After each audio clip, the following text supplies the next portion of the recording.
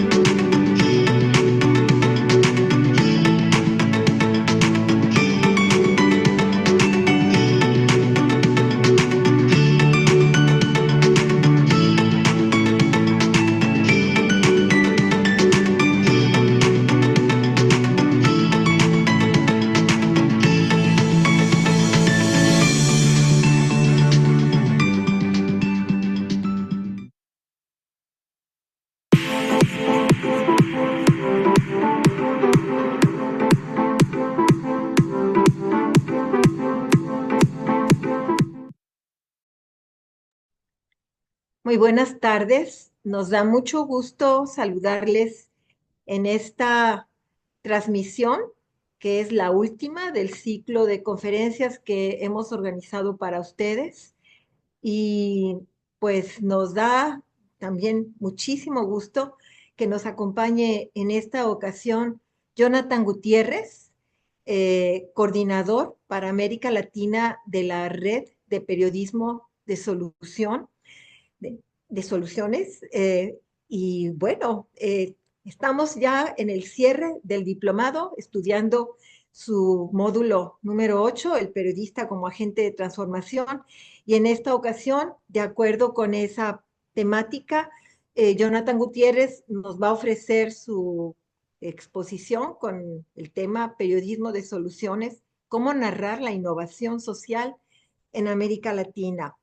Eh, yo le quiero agradecer, porque sé que es una persona muy ocupada, agradecer también a la red de periodismo de soluciones que nos hayan dado la oportunidad de contactarlo y de que él generosamente haya aceptado acompañarnos en este que espero sea un cierre de lujo del diplomado. Entonces, sin más, vamos a pasar a a proyectar el video que presenta su perfil y recordarles que después de la intervención de Jonathan Gutiérrez, esperamos que ustedes tengan una dinámica de intervenciones, de preguntas, de comentarios. Ya saben, les pedimos siempre que si quieren intervenir directamente, levanten la mano en el Zoom, o si quieren escribir sus preguntas y lo hagan tanto en una modalidad como en la otra, identificándose con su nombre, el medio en el que colaboran y el país en el cual pertenecen. Entonces, pasamos con la proyección del perfil biográfico y profesional de Jonathan Gutiérrez. Gracias.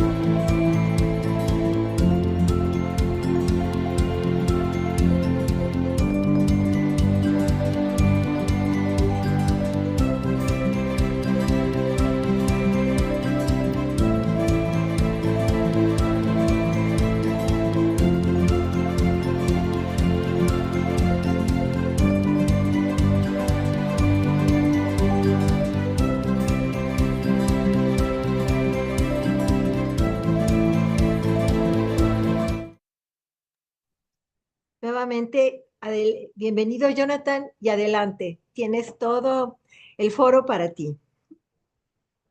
Gracias, Lucrecia. Buenas tardes para todos. Para mí es un verdadero placer compartir este espacio con ustedes y participar de este diplomado para periodistas como agentes y líderes de la transformación social. Me encanta el nombre del diplomado y creo que está totalmente en conexión con la filosofía y el espíritu del periodismo de soluciones. Eh, sin, bueno, voy a pasar de una vez a compartir pantalla para compartir mi presentación y ustedes me dicen si la ven.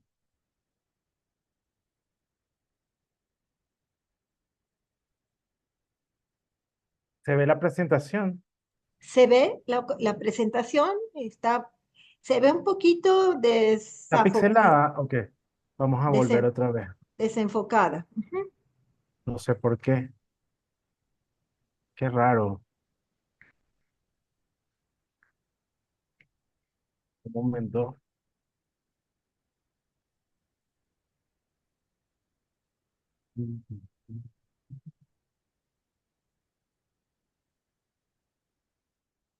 Ahorita se ve bien, pero sí, Se ve ya, se ve perfecto. perfecto. Ok, Ya, perfecto, adelante. bueno, empezamos entonces. Bueno, les decía que, bueno, me encantó cuando me recibí la invitación de Lucrecia al leer el título del diplomado, porque creo que sintetiza en una línea eh, ese es el espíritu que tiene que ver con el periodismo de soluciones.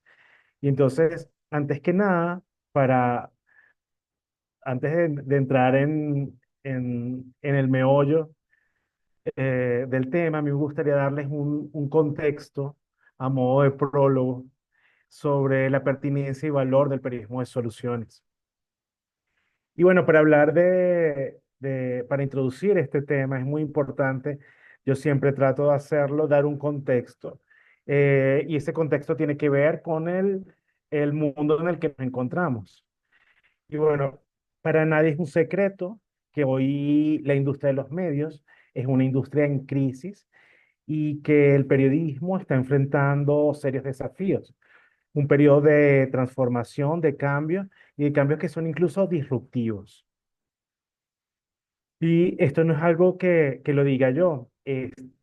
A estas conclusiones llegan tres de los estudios más completos que para mí se hacen o se han hecho recientemente sobre la percepción del periodismo entre los ciudadanos y a la vez sobre la situación y coyuntura en la que están atravesando los medios de comunicación social en el mundo.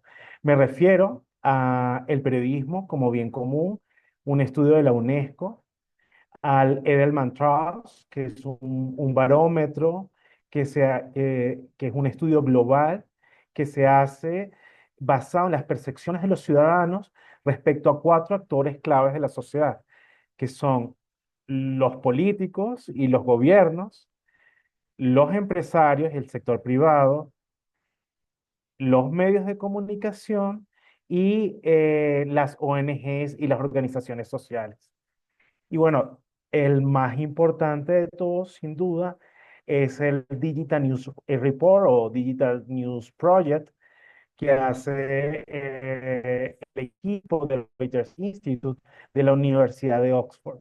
Este trabajo eh, se presenta anualmente, generalmente en enero, febrero de cada año, y abarca unos 53 mercados del mundo. Un estudio tanto cualitativo como cuantitativo, muy completo y con una metodología muy rigurosa. Y bueno, estas tres investigaciones coinciden por lo menos en tres ah, eh, conclusiones que yo expongo acá en mi presentación. Y en particular sobre el trabajo del Reuters Institute, además ahonda en estas deducciones o conclusiones. Uno, bueno, a modo general podemos decir que ha habido y en los últimos 5 años, en especial en el último lustro, un aumento en la desconexión entre el periodismo y la audiencia. Y esto se refleja en estos tres puntos. Hay cada vez más una caída sostenible de la confianza en los periodistas y en los medios. Hemos perdido lamentablemente prestigio y es un fenómeno que trasciende a un determinado país o región, es un fenómeno global. Al mismo tiempo, también en el último lustro, en particular, ha disminuido la audiencia y ese declive ha sido sostenido. Al mismo tiempo, hay cada vez más personas que evaden las noticias de una manera selectiva, es decir, que por una decisión personal prefieren no consumir los contenidos que producimos y generamos los medios de comunicación social. Y bueno, si sumamos, unimos estos tres puntos, vemos que el panorama no es para nada fácil y diríamos que es crítico. Y respecto a las causas de por qué está ocurriendo esto, el mismo trabajo de la Universidad de Oxford ahonda en estos aspectos. Y bueno, por supuesto, hoy vivimos lo que se conoce como la era de la desinformación, donde hay un aumento de la producción de noticias fake o falsas, lo que los teóricos de la comunicación llaman la era de la posverdad. Al mismo tiempo, hay una crisis económica y de sostenibilidad que está afectando a las grandes redacciones del mundo, pero también a las redacciones medianas y a los pequeños emprendimientos informativos o de periodismo. Por ejemplo, en el último año, grandes redacciones como el New York Times, Washington Post, The Guardian, estamos hablando de medios de referencia internacional, pero sin ir muy lejos, también redacciones como el País de España o La Nación de Buenos Aires, por ejemplo, han reducido sus nóminas significativamente. Así como hablamos de la era de la posverdad y la desinformación, también los periodistas, como profesionales de la comunicación, nos enfrentamos además a unas nuevas competencias, que es la irrupción de los llamados creadores de contenidos, que están produciendo y generando información que toca nuestro ámbito, que son la información noticiosa y periodística.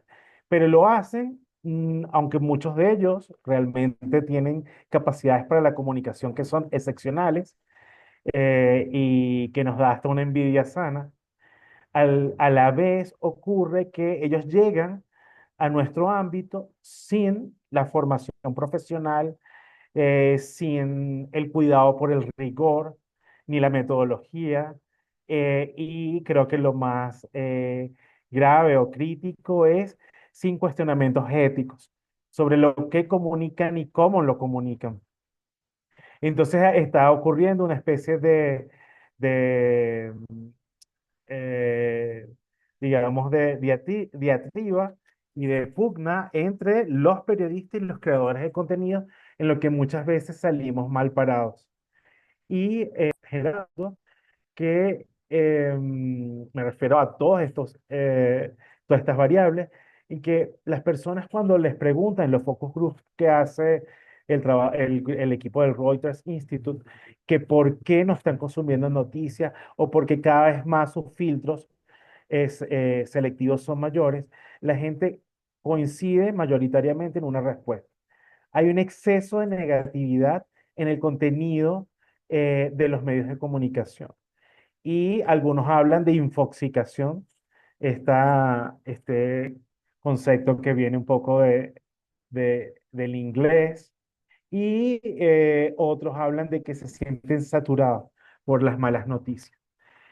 Y bueno, para darles un ejemplo sobre esto que estamos conversando, en el estudio del 2024 del Reuters Institute, 5 de cada 10 personas dicen que esquivan o rechazan las noticias precisamente por considerarlas excesivamente negativas. Y entre las narrativas imperantes hablan de relatos fatalistas, y de foco solo en los problemas. Y una palabra que también me parece que es clave acá, que es una mirada desesperanzadora. Estamos creando desesperanza. Y esto no significa, ojo, que no debamos informar lo que sucede en el mundo real. Lamentablemente, muchos de los hechos eh, que marcan la agenda, obviamente son negativos. Y el mundo y nuestras sociedades, nuestros países están llenas de problemas.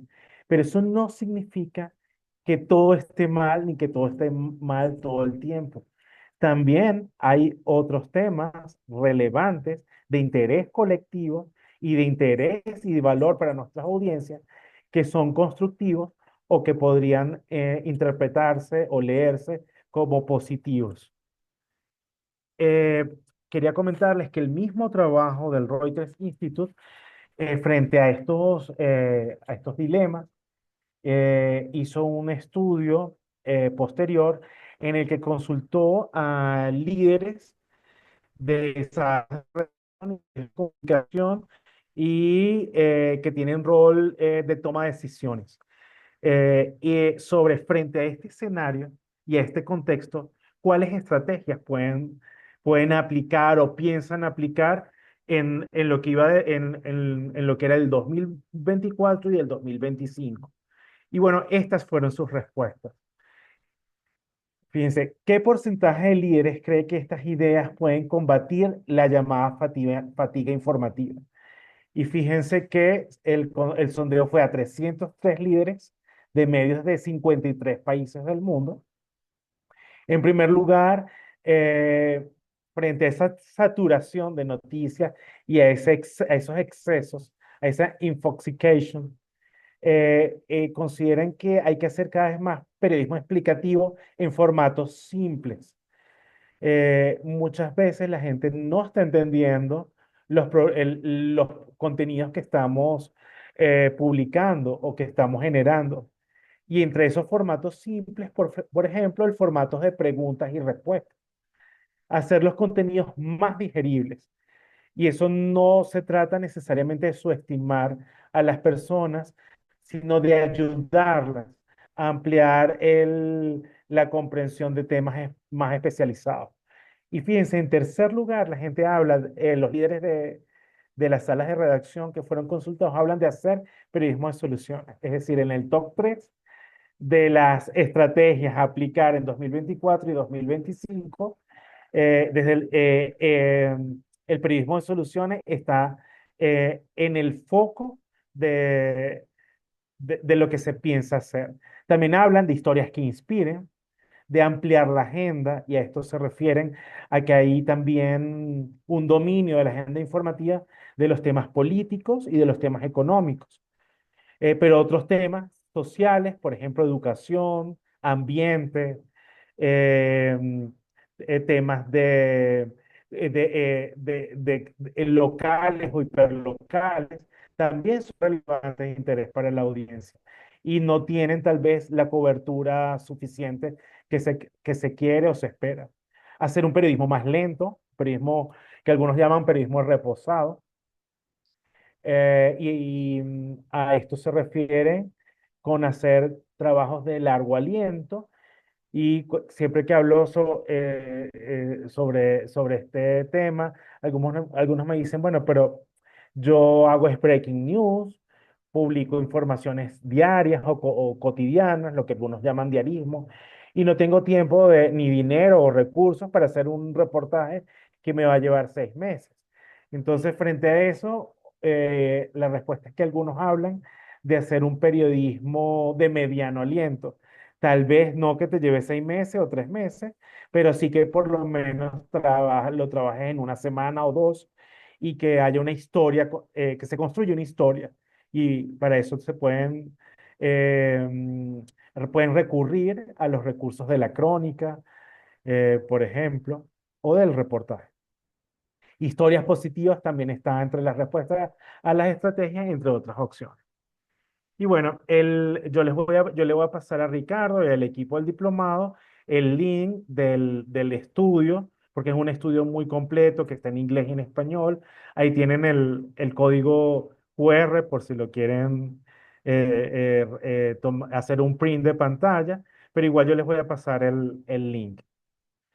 Y bueno, dicho esto, también es relevante comentarles que la democracia hoy se considera que está en crisis y en riesgo en el mundo.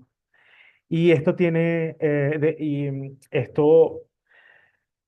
que ver con que tanto en el tercer mundo y en países como América Latina, pero también en el propio primer mundo, hay un auge de líderes populistas, de líderes con perfil autoritario y algo que creo que cada vez es más contundente y está más presente, y es que vivimos en sociedades polarizadas donde han ido desapareciendo los grises y se han ido consolidando polos opuestos en el que o se es blanco o se es negro.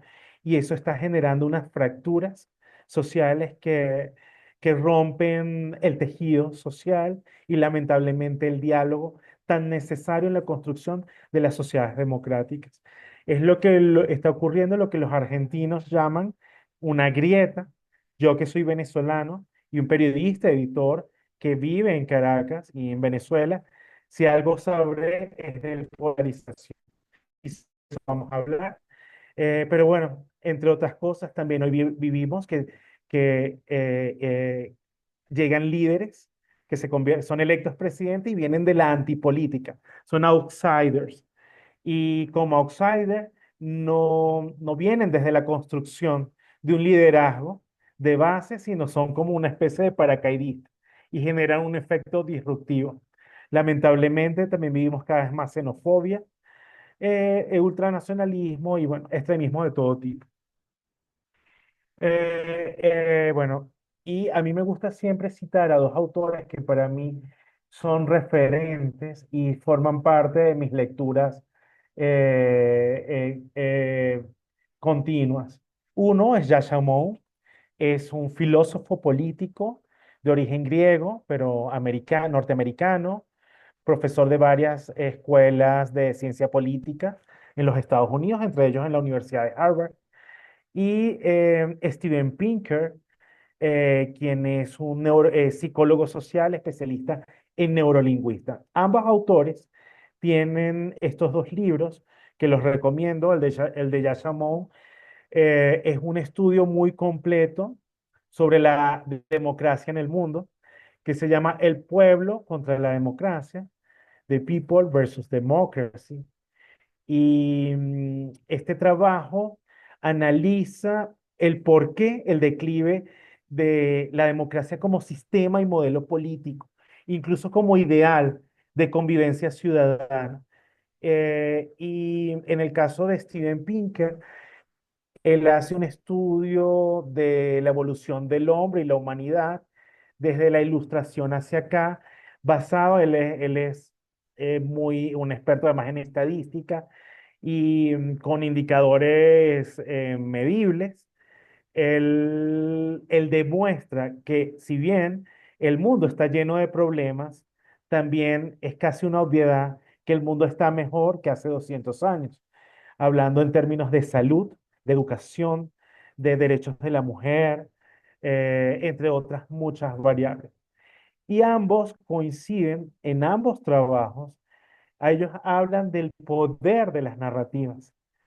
Y aquí no digamos que cuestionan al periodismo, pero sí hacen como un punto aparte, un llamado de reflexión sobre el rol y el papel que estamos jugando los periodistas en la construcción de determinadas visiones del mundo. Y esto no significa que ahora los periodistas somos los culpables de la crisis de la democracia en el mundo. Los culpables siguen siendo malos gobernantes y pésimos políticos que no cumplen con las expectativas creadas en los ciudadanos y no resuelven los problemas de la ciudadanía. Pero sí creo que es pertinente hacernos plantearnos estos llamados de atención que nos hacen tanto Moon como Pinker. Y bueno, cierro esta primera parte de mi conferencia o de mi clase de hoy con estas imágenes que son fotografías de un querido amigo y colega, fotoperiodista argentino. Me refiero a Rodrigo App, quien es un fotógrafo de la agencia AP y quien ha ganado el WordPress Photo, el premio Pulitzer y además el premio Gabo en la categoría imagen en dos ocasiones. Es un súper fotógrafo y fotoperiodista, además especialista, es un corresponsal de guerra. A mí me gusta mucho el trabajo de Rodrigo porque él, a pesar de que le tocan hacer coberturas muy duras, muy fuertes, tan duras como una guerra, él tiene la capacidad de registrar belleza en medio de la oscuridad. Estas fotografías que les muestro acá fueron las fotos con las que él ganó hace un año el premio Gabo y también el premio Pulitzer. Y son de la cobertura de la guerra de Ucrania, iniciando el conflicto en esa región del mundo. Fíjense las tres imágenes, una es un perrito, que de fondo se ve una casa cuyo techo es la bandera de Ucrania, y las otras son de niños jugando en un patio o jardín donde hay juegos infantiles a solo minutos de la zona de conflicto, y algunos de ellos habían perdido a sus padres asesinados en la guerra. Y yo le llamo a esto la metáfora de los puntos de luz. Para mí de eso se trata el periodismo de soluciones, y es de ver los puntos de luz en medio de la oscuridad. Cito a Jaime Abello, director y general y cofundador de la Fundación GAO, quien él en un taller en el que yo me estaba haciendo mi capacitación como trainer en periodismo de soluciones en la Solution Journalism Network, la red internacional de periodismo de soluciones, él dijo que el periodismo no debe intentar contra la esperanza colectiva de que las sociedades puedan mejorar. Y bueno, de eso se trata para mí el periodismo de soluciones. Y entonces, ¿cuáles son las posibilidades de generar un cambio? Pues hablemos de periodismo de soluciones. Eh, yo, por lo que me dijo el equipo del TEC de Monterrey, ya ustedes vienen de varios módulos formándose y ya se aproximaron al periodismo de soluciones, pero no está de más ir al concepto base del periodismo de soluciones. Y no es otra cosa, así lo definimos, que la cobertura rigurosa y basada en evidencia, muy importante, de las respuestas a los problemas sociales. Es una técnica periodística, se basa en una metodología y, bueno, siguen los mismos principios y criterios del buen periodismo. ¿Y qué es el buen periodismo? Bueno, no es otro sino aquel que se hace con criterio, busca la calidad, con empatía y conscientes del bien común. Y muy importante, con ética, ¿no? Para mí también clave. Eh, cuando doy clases o cursos de periodismo de soluciones sobre la metodología, de que no se trata la sesión de hoy, pero a mí también me gusta decir que, que el periodismo de soluciones trata de contar la historia completa, no quedarse solo en la denuncia, de decir lo que está mal, que no es que no es que no sea relevante, es muy importante seguir denunciando y seguir visibilizando y mostrando los problemas de la gente. De eso se trata. Pero a la vez, el periodismo de soluciones, cuando decimos de contar la historia completa, implica también ver si hay alguien, por ejemplo, una comunidad que frente a un problema esté tratando de solventarlo, de resolverlo. Y con esto les doy un ejemplo. Yo que viajo mucho por América Latina, es muy común un problema en el tema educativo, que es la deserción escolar.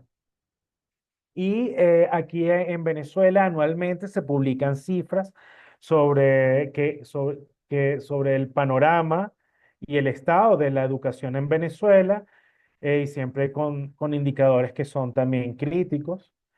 Y en el caso de la educación primaria y media, secundaria, la deserción siempre tiene un porcentaje alto. Entonces, ya es casi, no es que no sea relevante llevar estos indicadores, es fundamental llevar estos registros y documentar, para a su vez tratar de que se generen políticas públicas al respecto. Pero como periodista, yo me planteé, bueno, siempre todos los años nos convocan a esta rueda de prensa y vemos estos indicadores que van en crecimiento en sentido negativo. Y yo me planteé, bueno, ¿habrá alguna educación o alguna institución, por ejemplo, pública, un colegio, una escuela, que en primaria o secundaria tenga cifras que sean lo contrario, que hayan disminuido la deserción escolar y que además eso no sea como algo excepcional, sino que sea producto de alguna medida o política que hayan aplicado de forma sistémica y que podamos profundizar en contar esa historia y bueno, conseguir esas escuelas y busqué, indagué en qué habían hecho y por qué habían logrado el éxito. Y hace poco un colega de Argentina, Javi Drobeto, buen amigo, que es editor de Comunidad del Diario La Nación de Buenos Aires, publicó una historia de una escuela en Argentina que no solo es que bajó el nivel de deserción escolar, sino que la eliminó por completo y tiene 100%, sus alumnos concluyen la escuela y se gradúan de bachilleres. Entonces, él profundizó y esa es una manera, por ejemplo, de no solamente mostrar un problema, sino también buscar si al menos hay un caso de alguien que lo haya resuelto y que lo haya resuelto de una manera efectiva. Y bueno, decimos que además cuando hacemos prismas de soluciones se basa en evidencia medible, es decir, no es que es una casualidad ese éxito, ese logro, esa respuesta o esa solución, sino que buscamos data y si no la hay, buscamos construir esa data, así sea una data cualitativa. Eh, Hoy no se trata de hablar de la metodología, pero no está de más recordarla.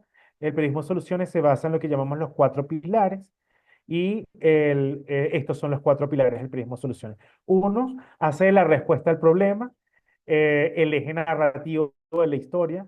Dos, como les decía, se basa en evidencia de resultados y esto no es negociable. Eh, y esto trata de que muchas veces se confunde el periodismo de soluciones con contar historias positivas. Yo recuerdo que en Venezuela había un noticiero de televisión que era muy visto al mediodía y en la noche, en el prime time de las 7 de la noche. Y el noticiero duraba una hora y en el minuto, cuando faltaba un minuto para que terminara, ponían la nota positiva del día. Y eran notas un poco más de folclore y hasta tontas. Y que si sembraron unas maticas en una plaza pública que al mes ya estaban muertas porque no las habían regado. Entonces eran notas donde, bueno, si siembras una mata y rescatas una plaza, realmente para que eso sea, que tenga un efecto, implicaría que haya un sistema de riego, de cuido, que haya a lo mejor sido acordado con la comunidad, que se haya concientizado a cuidarla y también a disfrutar de ese espacio público y tal vez yo iría un mes después de la inauguración y vería si ese espacio público está realmente vivo, que sería algo importante como una crónica urbana. Pero en las medidas efectistas, las notas de color, una notica positiva como para el relleno, de eso no se trata el periodismo de soluciones. Tercero, incluye las limitaciones y esto tiene que ver con que nosotros decimos que no hay respuesta o soluciones perfectas. Las dinámicas sociales implican tensiones continuas y a veces las soluciones o las respuestas son parciales, resuelven hasta determinado aspecto, a veces no resuelven todos los aspectos y incluso a veces lograr una solución implica pasar por algunos fracasos. Entonces, incluir las limitaciones, los fracasos, explicar el proceso si es, por ejemplo, en el caso de una comunidad que se organizó y se puso de acuerdo para resolver un problema, debería formar parte de la historia. Digamos, no hay panaceas cuando hablamos de periodismo de soluciones. Y muy importante también nos decimos que no hay culto al héroe, porque a veces estas notas de color también tienen que ver con resaltar la figura de alguien y por experiencia como reportero que escribe y investiga y hace reportajes con enfoque de soluciones, las soluciones suelen ser el resultado de procesos colectivos, de organización social, de, eh, de comunidades donde hay construcción de capital social, donde se fortalecen determinados lazos que enriquecen un tejido social. Y no necesariamente son el resultado de solo una persona, sino que esa persona tuvo que trabajar con alguien y articular con otros y generar sinergia para generar esos resultados. Y bueno, hablamos que el cuarto pilar tiene que ver con buscar perspectivas frescas o innovadoras y también incluir las lecciones aprendidas y los conocimientos que haya generado en la implementación de esa solución. Cuando hablo de perspectiva fresca o innovadora, me refiero tal vez a plantearnos, contar una historia o cubrir un tema, dando un giro al lugar común. A veces los temas se suelen contar desde la misma manera. Un ejemplo, y con esto les digo a qué me refiero. Eh, por ejemplo, temas tan complicados para tratar como el suicidio, muchas veces se tratan desde la crónica policial y ya desde el hecho consumado. Y en el caso, yo soy en Venezuela editor de un medio que se llama Historias que Late. Nosotros hicimos un especial periodístico que trató el tema del suicidio en Venezuela como un tema de salud pública desde la prevención. Y ya solo el hecho de plantearnos que ese es el enfoque y la línea editorial que va a marcar las historias, le damos un giro a la manera habitual en que se trata un determinado tema. Bueno, quiero ya, esta es la tercera y última parte de mi conferencia. Quería decirles que, bueno, el periodismo de soluciones tiene más o menos unos 10 años, nació un poco más de 10 años, nació en 2013. El periodismo de soluciones, como se conoce hoy, eh, fue dos periodistas o editores norteamericanos del New York Times. Una de ellas es Tina Rosenberg, quien hoy día es mi jefa, que ellos crearon una columna en el New York Times que se llamaba Fixes. Y al cabo de cierto tiempo se dieron cuenta que esa era la columna más leída del diario y eran historias de soluciones. Porque Tina, que es también premio Pulitzer y una veterana del periodismo de investigación en los Estados Unidos y había incluso hecho cobertura también de guerra, ella un día dijo que se sentía cansada de hacer lo mismo y quería contar otro tipo de historia. Y junto con un colega deciden contar historias con un enfoque más constructivo y crean una metodología. Esto no significa que ahora sean los norteamericanos los que crearon el Prisma Soluciones. Yo siento que es producto de un espíritu de época. De eso que los alemanes, por ejemplo, en el arte, en la historia del arte, hablan del Zeitgeist o de la filosofía, que es como mucha gente pensando en cosas similares en distintas partes del mundo.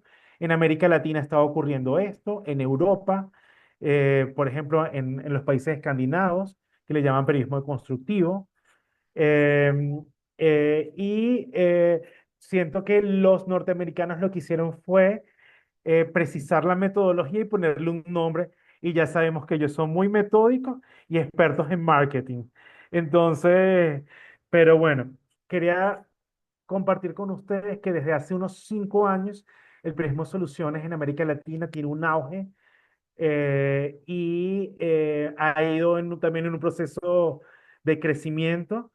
Les presento acá para que vean, tenemos mapeado que por lo menos 32 salas de redacción en América Latina están haciendo periodismo de soluciones, desde grandes redacciones de medios tradicionales como la Folha de Sao Paulo en Brasil, uno de los medios emblemáticos y más importantes de un país como Brasil, hasta pequeñas salas de redacción como mi medio de Historias que Laten en Venezuela, un medio que apenas está cumpliendo 6 años de fundado, a medios como El Surti en Paraguay, un medio muy innovador que hace periodismo gráfico en modo cómic, por ejemplo, medios especializados como la gente de Amazonia Box, que es un medio hiperlocal que está en el Amazonas brasileño y se especializa en temas ambientales y de cobertura de cambio climático, hasta, por ejemplo, un medio en Puerto Rico que se llama 9 Millones, que hace periodismo de comunidades. Y bueno, esta es la lista. Yo les voy a compartir esta presentación para que la tengan a mano. Y bueno, a mí me emociona mostrar el mapa porque cada vez hay más medios haciendo periodismo de soluciones, ya sean medios cuyo perfil o línea editorial es hacer periodismo de soluciones y contar historias con enfoque constructivo, como historias que laten en Venezuela o redacción en Argentina. Lamentablemente, redacción cerró hace poco porque por crisis de sostenibilidad. Digo lamentable porque era un medio realmente extraordinario. Pero bueno, como medios que incluyen en su pauta contar historias de soluciones y hacen breaking news, pero ya sea como para hacer determinados temas o incluyen reportajes de soluciones y grandes salas de redacción que hacen algunos trabajos especializados con este enfoque. Ahora les voy a hablar rápidamente les voy a mostrar unos cinco ejemplos de periodismo de soluciones hecho en América Latina. El primero es de Venezuela, empiezo por casa. Esta es la historia de un proyecto que se llama La Caravana Escuela, es un proyecto maravilloso. Venezuela también es región andina, aunque muchos nos identifican como un país caribeño, y sí, tenemos 4.000 kilómetros de playas frente al Caribe, pero también desde acá, desde de la parte occidental del país, nace la cordillera de los Andes, que llega hasta la Argentina, en Sudamérica. Y este es un proyecto en estos pueblos andinos muy remotos. Se había perdido la tradición de la forja de hierro y también había un declive en el trabajo agrícola, se habían perdido las tradiciones de algunos cultivos, incluso ancestrales, y porque también habían muerto los maestros herreros. Y bueno, esta es una escuela itinerante que diseñó un modelo educativo que une teoría con práctica, que se muda a un pueblo y permanece allí durante un tiempo y da formación en la forja de hierro, no solo a jóvenes, hombres, sino también a chicas, adolescentes, mujeres, a hombres adultos, a personas adultos de la tercera edad. Es decir, se involucra la familia completa en el aprendizaje. Es muy hermoso porque ellos llegan como una especie de circo y montan su carpa. La metodología es realmente muy exitosa y ha generado un círculo virtuoso de transformación social en estas comunidades. Está medido el impacto que ha generado esta escuela itinerante y ya tienen un trabajo de aproximadamente 5 años.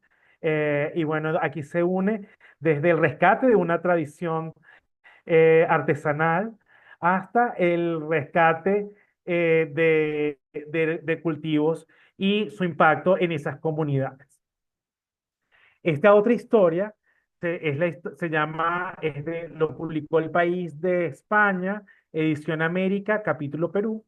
Se llama La Esperanza navega por el río Ucayali. Es otra historia hermosa.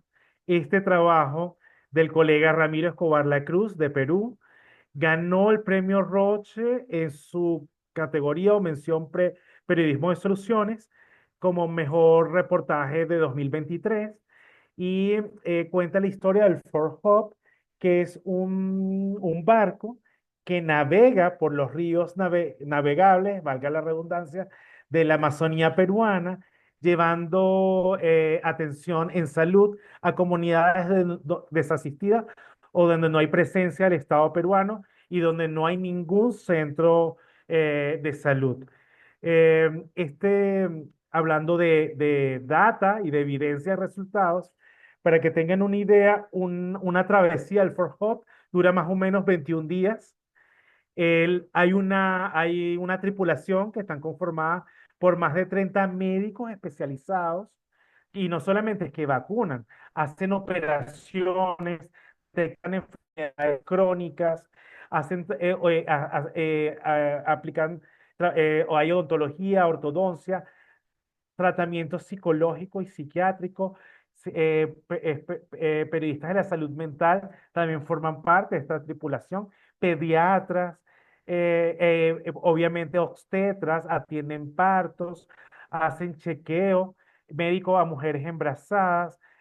Bueno, realmente, para que tengan también una idea, por viaje, atienden aproximadamente a 9.000 personas. Le han salvado la vida a muchas personas y hablando de impacto social medido en tiempo, este proyecto que no es política pública, es el producto del trabajo de esta gente organizada que hace este trabajo social, tiene 18 años activo en la Amazonía peruana. El trabajo es muy hermoso, además estuvo acompañado por una fotógrafa que acompañó a Ramiro en esta travesía e hizo un trabajo documental, fotográfico excepcional. Un trabajo muy bonito, premiado, Premio Rocha Iberoamericano de Periodismo de Salud. Esta otra historia, digamos, vamos a ir concluyendo.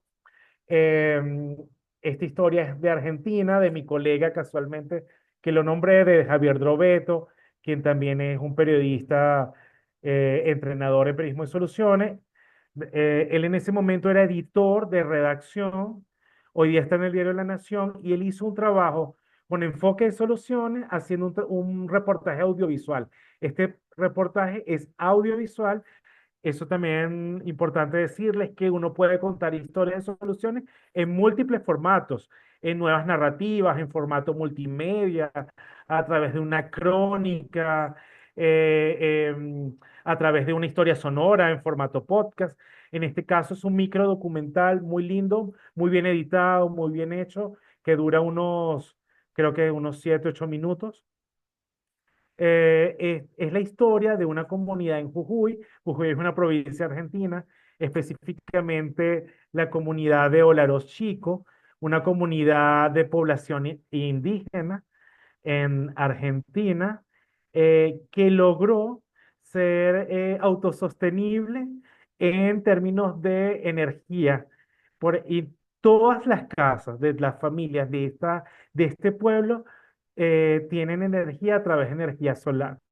Todas las casas tienen, y la energía es continua, 24 horas, 7 por 24, los 365 días de la semana. Obviamente, al mismo tiempo, proyecto tuvo un impacto incluso positivo en la salud de las personas, porque dejaron de usar leña para cocinar, que estaba generando enfermedades pulmonares en las poblaciones y además afectaba en particular a las mujeres que cocinaban. Entonces, realmente la historia es hermosa y relata cómo una comunidad eh, eh, remota se organiza para implantar además una solución innovadora que hoy día es modelo en toda la Argentina. Hablando, bueno, como sé que es el TEC de Monterrey, quise incluir una historia de México. No sé si la conocían, pero esta es otra historia premiada que lo hizo el medio Página 3 de Oaxaca, un medio oaxaqueño, que se llama La partería tradicional en Oaxaca, una opción a la violencia obstétrica. Este trabajo ganó fue premiado en el premio, con el premio Roche Periodismo Salud, con mención Periodismo de Soluciones, a mejor historia con enfoque de soluciones, y además formó parte de una alianza de medios, 3 medios que se unieron para contar esta historia. Bueno, a mí me encanta este reportaje porque cuenta cómo el conocimiento ancestral y tradicional de la partería, cómo es la partería tradicional en Oaxaca, se une al conocimiento científico y estas mujeres se unen con médicos para ofrecer alternativas a la violencia obstétrica porque el estado de Oaxaca en México siempre era de los peores en términos de salud pública en denuncias de violencia obstétrica. La historia es extraordinaria y bueno, los invito a leerla. Yo también le compartí a Ricardo la lista de los links de cada uno de los reportajes que les estoy mencionando para aquellos que los quieran leer o buscar, lo puedan hacer. Esta es reciente, a mí me gustó mucho. Es de América Futura, los jardineros de corales que vuelven a colorear el fondo marino del Caribe colombiano. Este relato cuenta cómo pescadores en la costa colombiana dejan la caña para sumarse a un proyecto que está rescatando y recuperando los arrecifes coralinos, literalmente sembrando corales que recuperan parte de y sanando esos ecosistemas marinos. Y bueno, tanto literal como metafórica, la historia es también muy interesante y no es algo solamente romántico, sino que ellos ya han cultivado 850.000 fragmentos de esos arrecifes. Bueno, una historia muy bonita, muy bien narrada, sencilla, no es un gran reportaje de investigación. También podemos contar historias mínimas que tengan enfoque de soluciones. Y simplemente acá el reportero fue, entrevistó a los pescadores, buscó el contexto, lo entendió, buscó los datos, los incluyó y contó una pequeña historia muy bonita que publicó El País de España en su sección de América Futura, que es una sección, por cierto, reciente, un diario como El País de España, que incluyen historias de soluciones. Bueno, sobre esta no voy a indagar, pero les leo el título. Cómo hizo Medellín para bajar drásticamente su temperatura en 3 años. Y eso tiene que ver con una política de sembrar árboles ubicados en distintos puntos de la ciudad y rescatar parques, jardines, zonas protegidas y también en áreas habitadas. Y bueno, es un proyecto a largo plazo y el objetivo final es que baje en 5 grados en las próximas décadas la temperatura en Medellín, pero ya logró que bajara en grado y medio. Entonces, ha sido efectivo. Y cierro con esta historia de soluciones brasileña de Amazonia Box, que es una historia que cuenta también en formato audiovisual cómo mejorar la cobertura prenatal en comunidades que están a la ribera del río Amazonas, en la Amazonía brasileña, en particular en 2 estados de Brasil, y relata, indaga en cómo en muchas comunidades apartadas las mujeres no estaban haciendo tratamiento prenatal, sino que simplemente llegaban al hospital al momento del parto y situaciones críticas que se podían evitar, no eran evitables, porque simplemente no tenían tratamiento o consulta previa. Bueno, cuenta esta historia muy exitosa, por cierto, y este trabajo de mi colega Daniel Nardín de Brasil fue premiado también ha ganado como 3 o 4 premios en los más prestigiosos, premio Gabo, premio Roche, premio de la CIP, es decir, y es un proyecto en equipo, participaron como 12 periodistas y es un ejemplo de alianza y trabajo colaborativo. No sé cómo estoy de tiempo, creo que estoy pasado, ya estoy sobre el límite, ¿verdad?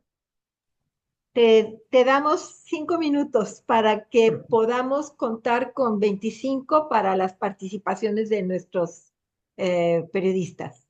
Perfecto, bueno, no quería dejar de hablarles del trabajo que yo hago y de mi experiencia en Venezuela, un país con tantos problemas, como ustedes sabrán. Yo creo que en una conferencia del Premio Gabo, yo decía que los venezolanos venimos del futuro, porque ya tenemos más de 20 años de vivir una sociedad polarizada. Y a mí me dio risa porque luego a la salida de la conferencia me esperaba un periodista cubano y me dijo, bueno, pero óyeme, si los venezolanos vienen del futuro, entonces ¿dónde venimos los cubanos? Entonces, y me dijo, seremos de otra galaxia, me dijo él. Pero bueno, yo les quería contar esto. Hace como 3 años, haciendo cobertura en comunidades, yo empecé a ver y contando historias de soluciones que en los sectores populares, en los barrios, en las zonas más populosas de las principales ciudades de Venezuela y en particular en Caracas, yo veía que ya no había polarización, que gente que había estado separado muchos años por la política y por, a- por la ideología, y tal vez por el fanatismo político, frente a los problemas comunes y también un poco harta de la división, al final es un desgaste, y que ha generado realmente muchas cosas lamentables, familias, amigos, parejas, comunidades separadas. em, Habían empezado a hacer las paces e incluso estaban trabajando juntas. Y bueno, yo digo que los periodistas, si bien no somos sociólogos, nosotros por hacer historias diarias, tal vez nos anticipamos en algunas lecturas. Y yo di una conferencia hace 3 años diciendo que en Venezuela iniciábamos un proceso de reencuentro y reconciliación social, que no sé si va a si va a concluir a corto o mediano plazo con la recuperación de la democracia, pero que sí veía una recuperación del tejido social que para mí era muy esperanzadora. Y eso llegué a esa conclusión haciendo periodismo de soluciones. Y miren, esta historia es en la Cota 905, en Caracas. Yo diría que es un barrio o una comunidad que está al margen del margen. O sea, no hay nada más al margen que esta comunidad. Esta comunidad estuvo marcada por la violencia, tomada por una banda que tenía un líder, en Venezuela le decimos PRAN, al líder de las bandas. Es la Cota 905. Y en esta comunidad, el que está ahí parado soy yo. Eso fue en 2023. En el 2022 era imposible que yo estuviese ahí parado. Y aquí, en esta comunidad, nació una escuela social de circo, de artes circenses. Hubo un proceso de desarme, de desactivación de la banda, que fue anulada y la comunidad empezó a empoderarse y a recuperar sus espacios. Y bueno, este proyecto fue un proyecto educativo que usa el arte circense para generar transformación social. Estas fotos son de un espectáculo de circo donde vinieron artistas los mejores artistas de circo de 3 países de Europa, de Francia, Bélgica y Suiza. Y fíjense, el único periodista que fue a cubrir esta historia, con todo lo que eso significaba en un país como Venezuela, fui yo. Hablando de ampliar la mirada y ampliar la agenda informativa. Miren, bueno, nosotros publicamos la historia y la historia se llama El Circo de lo Posible. Fue en esta comunidad donde yo empecé a ver gente que pensaba distinto en lo político, que pensaba distinto en lo ideológico y que hoy eran amigos y estaban trabajando juntos, vecinos que tenían años que no se hablaban, estaban trabajando juntos y generando un proceso de transformación muy innovador usando el arte además. Esta otra historia tiene que ver con, con bares. También en 2023, el dueño de un bar, que es chef, me invitó a hacer un recorrido por bares del oeste de Caracas y que eran bares muy antiguos y que seguían activos, que eran epicentro de sus comunidades y que parecía increíble, no eran conocidos. Y bueno, yo le decía, pero yo soy caraqueño, yo siento que yo conozco, yo soy periodista, trabajo en comunidades, trabajo en sectores populares y cómo es que no los conozca. Entonces él me lleva y resulta que no los conocía y algunos de estos bares eran centenarios, tenían un valor urbano, un valor histórico, un valor además social como epicentro y lugares de encuentro y de esparcimiento de sus barrios. Y bueno, a raíz de esto nació un especial de periodismo de investigación basado en crónicas urbanas que se llama Crónicas Paganas, historias de bares, tascas y taguaras de Caracas. En uno de estos bares, un bar de tangos, yo conocí a un viejito comunista que estaba en una barra con otro viejito que era de derecha. Y ellos eran amigos que habían nacido en el mismo barrio y pasaron 18 años sin hablarse y se reencontraron en una barra y volvieron a ser amigos. A partir de esta historia, yo cuento otra historia que tiene que ver con el proceso de politización y de reconstrucción del tejido social en Venezuela. Eh, Aquí, no sé si están, esta foto es un bar que se llama Las Lavadoras. Y bueno, para cerrar mi conferencia, les digo esto. Hago esta reflexión final. ¿Por qué contar historias de soluciones? Bueno, porque es oportuno y necesario, porque nos ayuda a documentar graduación y transformación social, porque resalta las fortalezas de la sociedad organizada y de cómo algunas acciones colectivas resuelven problemas sociales, porque nos ayuda a hacer periodismo de comunidades, periodismo de servicio, y que no es el periodismo, sino un oficio de servicio, porque nos ayuda también a incluir narrativas no polarizantes que abren el diálogo. Y bueno, narrar historias constructivas inspira a las audiencias y ofrece evidencias de que los cambios sí son posibles. Y creo que me sorprendió muchísimo que por eso le decía que me encantaba el nombre del diplomado, porque esto no es que lo haya hecho por el diplomado, sino ustedes ven mi presentación del Festival Gabo del año pasado, yo cierro con esta frase, porque bueno, hacer periodismo de soluciones, con hacer periodismo, ofrecemos una mirada que un mundo mejor se puede construir en colectivo y que los periodistas podemos ser agentes de cambio y líderes de la transformación social. Bueno, soluciones para mí son historias que conectan de la esperanza. Gracias. Con esto cerramos y abrimos la ronda de preguntas. Muchas gracias por tu tan interesante exposición y tan completa, sobre todo esta última parte en donde nos compartes ejemplos de este periodismo de soluciones que son tan múltiples, tan diversas, ¿verdad? En fin, vamos a dar la palabra, ¿verdad? Nos quedan 20, 25 minutos a nuestros participantes y tenemos como primer comentario, primera pregunta a Daniel Colín de Guatemala, del medio TN23, y él escribe, en Guatemala podemos observar una polarización que impacta en diversos sectores. En el ámbito noticioso también se ve la influencia y la presión de diversos sectores, lo que deja en un hilo el tema de la libertad de prensa.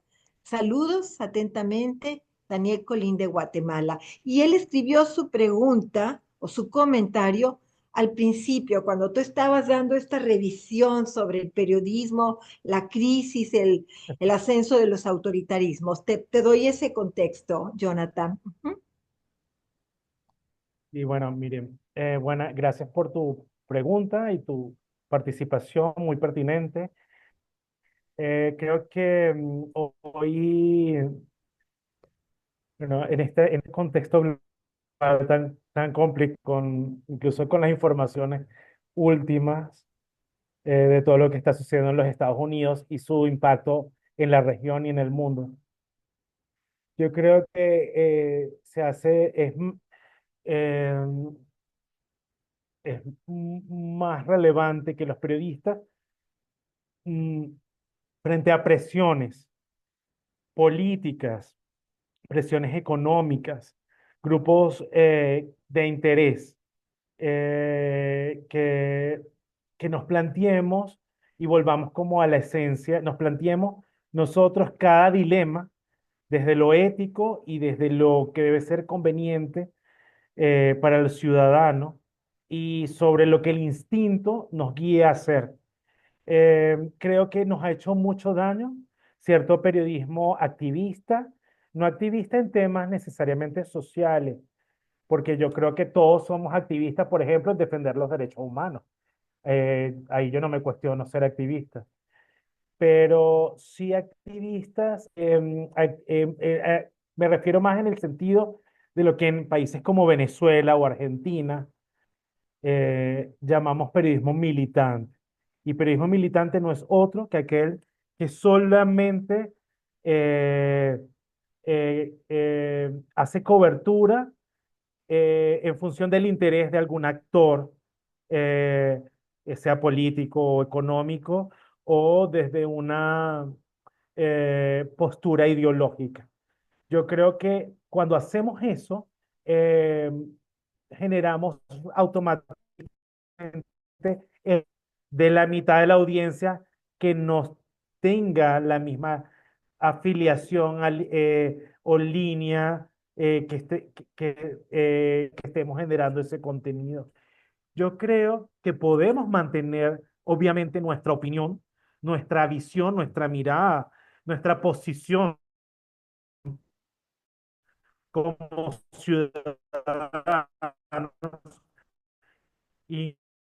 incluso desde una ideología, pero tratando de ser respetuosos con la audiencia, a, a tener presente la esencia del periodismo de una mirada ética. Hacer periodismo de soluciones tiene que ver, hablando de ética, desde una deontología. Creo que también habla del rol de los periodistas, del periodista como actor social. En Venezuela nos hizo mucho daño hace 20 años la polarización de los medios.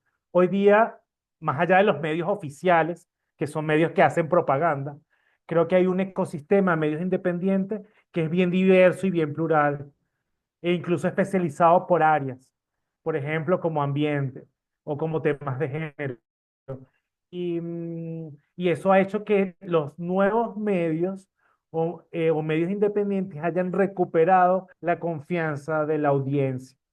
Y bueno, espero, el año pasado que viajé mucho a Colombia, yo recuerdo, y como una sociedad muy polarizada, me recordaba la Venezuela de hace 20 años por el maniqueísmo de los medios en dos polos, y como que no había un punto intermedio o que fuese más abierto al diálogo diverso. Ok, siguiente pregunta. Espero que te haya ayudado con mi respuesta.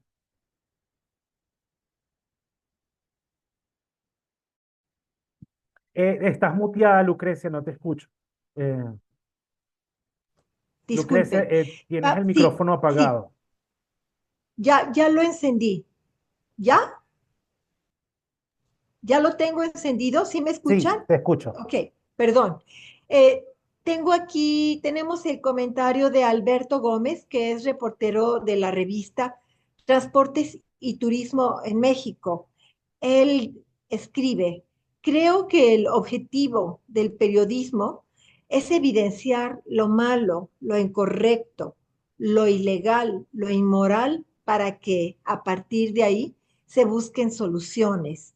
Como bien lo dices en tu presentación, es, comillas, contar la historia completa, se cierran comillas, pero considero que suavizar, y lo, entre comillas, un problema como una guerra con imágenes felices, no ayuda a tener más atención en el tema, pues podría verse como, comillas nuevamente, entonces no está tan mal, otra cosa, en este sentido, otra cosa, y se cierran comillas. En este sentido, ¿cuál es el riesgo de salirse de, comillas, lo malo de una noticia para hacerla más amable? ¿Se pierde el interés en el tema central, en el problema, o es parte de la metodología para lograr un mayor interés? Bien, esa es la pregunta de Alberto. Uh -huh. Muy pregunta, muy buena pregunta de Alberto. Alberto Gómez. Ujú. Excelente pregunta. El periodismo de soluciones no es hacer más amable un problema para que sea digerido por los ciudadanos de una manera más activa. No. Hacer periodismo de soluciones es hacer cobertura basada en evidencia de la respuesta a un problema social y no necesariamente esa respuesta sea perfecta y generalmente responde a un modelo sistémico. No es una cosa puntual, sino que ha generado algún impacto medible. Yo digo que importa, otra cosa importante, yo, por ejemplo, hago cobertura de migración porque es un tema coyuntural para los venezolanos. Yo cubro más migración con foco en infancia y muchas de estas historias son dramáticas. Incluso yo hice un especial periodístico que se llama La vida perdida de los niños migrantes, que documentó las 17 historias de niños venezolanos que murieron en la ruta migratoria o en los países receptores. Historias desde trata de personas y esclavitud sexual hasta suicidio infantil o un río en una travesía. Periodismo de soluciones no es evasión de la realidad, ni el periodismo de soluciones lo estamos vendiendo como una panacea. El periodismo de soluciones es un recurso, es una herramienta más que te puede ayudar en determinadas coberturas y debería ser una práctica común en las redacciones, no como alguien especializado, sino como alguien que, por ejemplo, les decía el caso de la deserción escolar.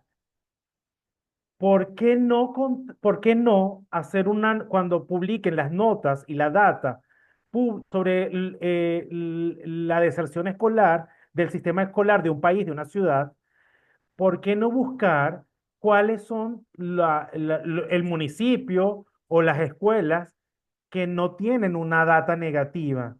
Y al contar esa historia, igual diciendo lo que está mal, podemos incluso inspirar para que otros sigan ese modelo o para que sea un efecto replicable o para que una localidad lo asuma como una idea para política pública. Entonces, no, o sea, importante que no se vayan con esta idea, porque es una idea no certera. El periodismo de soluciones no busca hacer más amable la realidad ni evadir la realidad. El periodismo de soluciones es solo una metodología y una técnica periodística, tanto como lo puede ser el periodismo de datos. Y yo la puedo utilizar para hacer determinadas coberturas de determinados temas. Ni es el único periodismo a hacer. Reitero, el periodismo a hacer es uno, sin apellidos, y es el buen periodismo, aquel que se hace con criterio, con investigación, con rigor, con ética y con empatía. Listo. Muchas gracias, Jonathan. Esperamos que Alberto Gómez haya quedado así con la respuesta en la mano, con tu respuesta en la mano y que esto anime así a abrir la mirada y también a reforzar algunos puntos de vista que él tenga. De Argentina tenemos a Sol Antón. Ella es freelance y escribe en el diario La Nación y en Forbes, Argentina. Y comenta, intento frecuentemente en mi trabajo aplicar el periodismo de soluciones. Entonces, para convencer a mis editores de que vale la pena contar la historia, siempre intento buscarle un costado económico. Ahora bien, el mayor obstáculo siguen siendo los editores y dueños de medios. Y pregunta, ¿cómo llegar a esas cabezas que toman decisiones para poder cascadear una nueva visión? Bien. Miren, excelente pregunta de Sol. Le mando un saludo a mi colega argentina. Eh, Miren, convencer a los editores creo que es un dilema eterno. Yo desde que me inicié como reportero, lo que más me costaba cuando llevaba una idea era convencer a mi editor o a mi editora.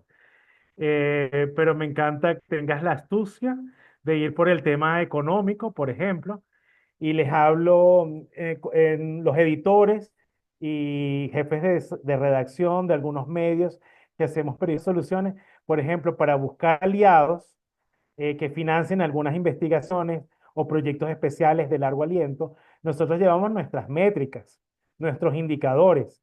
Es un hecho que cuando publicamos trabajos con perspectiva de soluciones o proyectos de largo aliento, especiales, periodísticos, con enfoque constructivo, las métricas se disparan por 3, por 4 o por 5. Son historias que captan la atención de la gente. Se dispara más el engagement, el feedback de la gente. Entonces, yo tengo mi presentación de métricas, por lo menos en el caso de historias que laten en Venezuela, pero experiencias similares nos han contado colegas y amigos de Mutante en Colombia, de Redacción en Argentina, también de La Nación, de Javier Drobeto.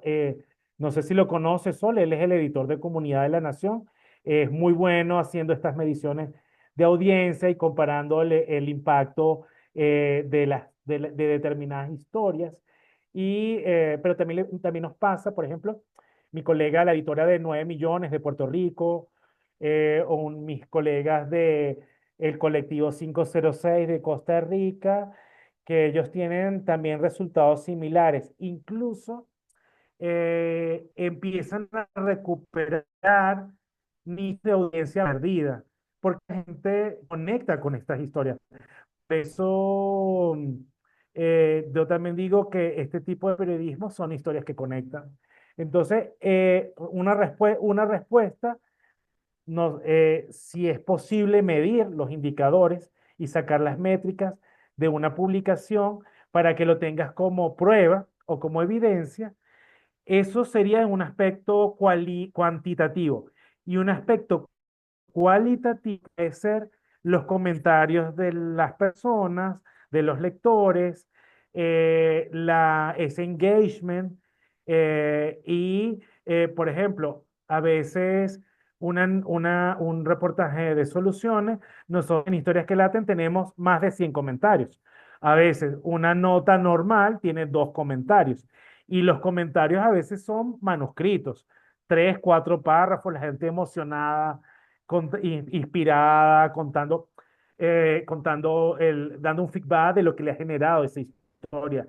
Miren, en un país como Venezuela, pero para mí se puede extender esto a cualquier país de Latinoamérica.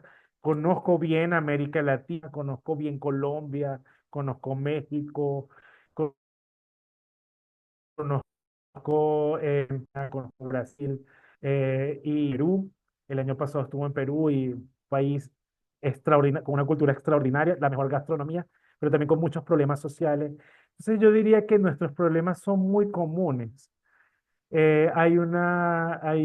Una inequidad social muy grande, hay una pobreza muy grande, hay muchos problemas también creo que algo que nos conecta son los malos gobernantes y la desconfianza en los políticos.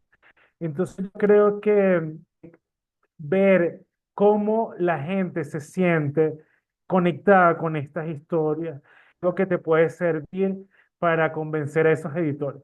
Y si no, bueno, de repente me pongo la orden luz para tener una reunión con esos y darle ahí un pitch sobre periodismo de soluciones. Jonathan, yo creo que todas estas herramientas, por ejemplo, lo que tú nos compartes de las métricas, la importancia que puede tener a la hora de tomar decisiones editoriales en algún medio, eh, la, la pregunta es, bueno, el periodista o la periodista, como en este caso la Sol Antón, tendrá que armar toda esta estructura para poder apuntalar con sus editores el beneficio de publicar sobre estos temas o hay algún recurso en el cual, más allá de lo inmediato del medio y del o la periodista, se pueda contar con este tipo de ejemplos que tú ya nos compartiste ahorita casos de periodismo de soluciones, pero aquí estoy hablando de hablar de métricas, hablar de números duros para decir, mira, esto genera audiencia, esto genera afiliación del público a lo que estamos produciendo como medio.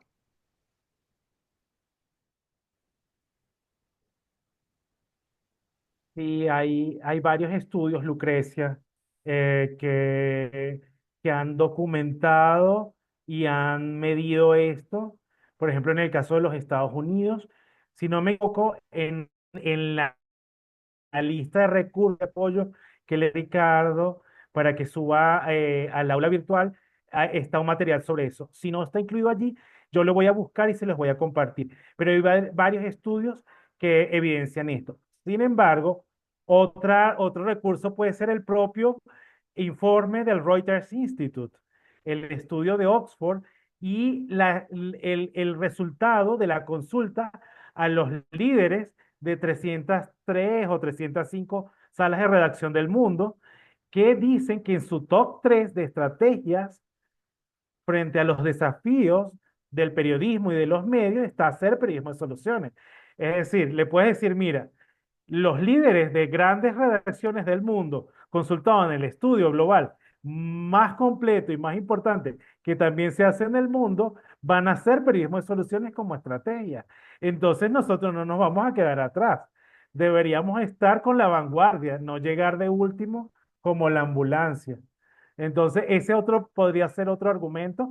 Yo les voy a dar el link del informe y bueno, el informe además está en español y creo que también en portugués y lo tienen ahí como para que lo lean y extraigan lo que les interese. Nos quedan 2 minutos, y porque tenemos que hacer un cierre de 5 minutos y Cecilia Torres, una de nuestras tutoras, había levantado hace rato la mano, luego la borró, pero me comuniqué con ella y quería hacer un comentario, no sé si lo podemos retomar, Ceci, y que tú, Jonathan, nos ayudes a terminar esto en unos 3 minutos máximo para poder cerrar la transmisión con información para nuestros participantes. Ceci, ¿estás Ok, con allí? mucho gusto.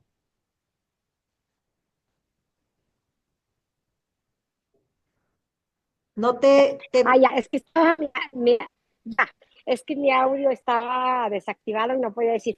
Yo solo lo que quería comentar es que conocí al periodista David Norford, que trabaja precisamente en Innovative Journalism en Stanford. Y él estuvo aquí en el TEC hablando mucho de que ese pudiera ser un futuro del periodismo para que la gente pues comparara cosas porque son periodismo finalmente de soluciones, ¿no? Entonces, me pareció muy interesante que tantos periódicos en América Latina ya estén teniendo como sus secciones de innovación, y creo que debemos eh, darle espacio a esas buenas noticias de salud, de tecnología, de mil cosas que pueden ayudar a que no todo sean pues las noticias que siempre nos hacen sentir que todo se está cayendo el mundo a pedazos, ¿verdad? No todo es Trump y no todo es malas noticias. Entonces, David Norford siempre decía que pues el periodismo de innovación traía esperanza, traía un gusto a las personas. Entonces, por eso quise comentárselo. Muchas gracias. Gracias, Ceci. Jonathan. Bueno, gracias, gracias, excelente comentario. Y sí, bueno, a mí me pasa, miren, yo tengo una especialización y una maestría en ciencia política. He hecho muchos años periodismo político, hago periodismo de investigación, pero les soy sincero, yo creo que la experiencia tal vez más reconfortante enriquecedora, que me satisface como periodista editor, es la que he hecho en los últimos años con historias que laten y contando estas historias, de estas investigaciones. Aprovechando el comentario de Ceci, a mí me gustaría, no, ojalá que no sean secciones de un periódico o como que lean como algo muy específico, sino que sea una onda expansiva en el que nos familiaricemos con esta técnica, lo veamos como un recurso más, que lo incorporemos en nuestra práctica cotidiana, que para determinadas coberturas pensemos en que tal vez el enfoque de soluciones puede ser válido, puede ser útil, pertinente y puede enriquecer un trabajo, que lo veamos como una práctica del día a día. También yo estuve en una conferencia donde decían que no se trata tampoco de crear una unidad de periodismo de soluciones y que en una redacción de 20 personas haya dos especialistas en periodismo de soluciones. Bueno, chévere que haya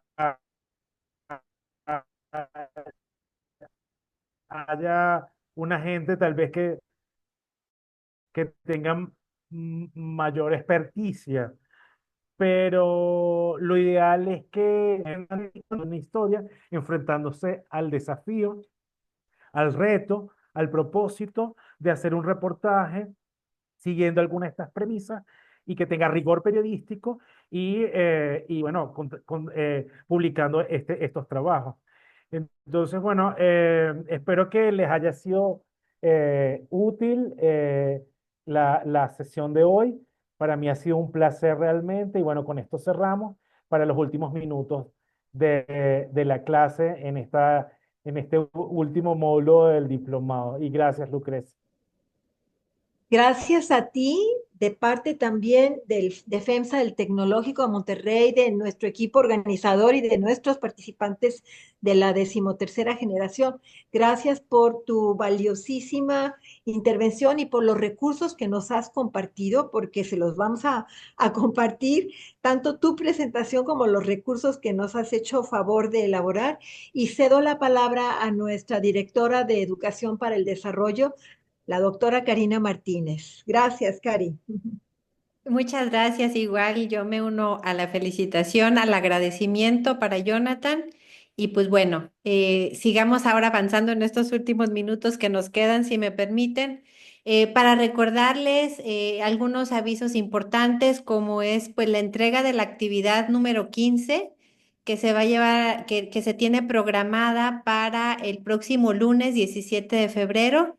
Recordemos que esta actividad forma parte de todas las actividades evaluables del diplomado y se va a considerar para la calificación final, para el promedio que se tomará en cuenta para la invitación a aquellas personas que obtengan 99 o 100 a la graduación que se va a llevar aquí en la Ciudad de México. Entonces, pues les invitamos, por favor, les recordamos, lunes 17 de febrero, considerando el tiempo del Centro de México a las 23:59, para que no haya pues, penalización en cuanto a los puntos por entrega tardía. También les pedimos, si son tan amables, de responder la encuesta de evaluación de esta sesión. La van a estar recibiendo el día de mañana a través de sus correos electrónicos personales. Así es que si son tan amables de ayudarnos a responder esta encuesta. Recordarles también la mención honorífica la obtienen las personas que saquen como promedio de calificación final en todo el diplomado 99 y 100 puntos. Y la graduación pues se realizará en la Ciudad de México. El equipo de FEMSA les ha estado comunicando algunas informaciones al respecto y esperen pues más adelante ya información más precisa. Finalmente, compartirles la presentación de hoy. Tanto está ahorita, la colocamos en el chat de Zoom y también la pueden descargar de este enlace bueno, no es el enlace, sino que es la dirección donde pueden descargar la presentación. Sin más, pues gracias por su participación en esta sesión sincrónica y pues el mejor de los éxitos para todos y todas. Un fuerte abrazo y que se encuentren muy bien todos. Hasta luego.